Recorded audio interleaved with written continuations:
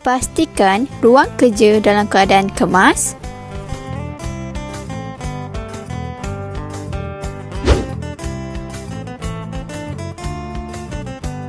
Simpan dokumen penting di tempat yang selamat dan berkunci. Pastikan tingkap ditutup.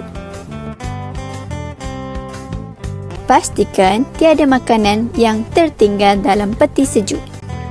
Pastikan peralatan elektrik ditutup dan dicabut plug dari soket elektrik seperti PC, mesin pencetak dan lain-lain. Pastikan sampah dibuang.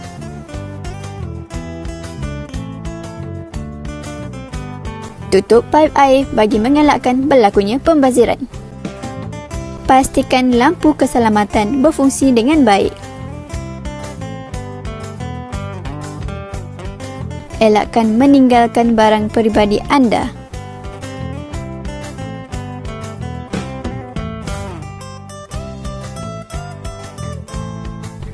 Pastikan semua suis lampu ditutup.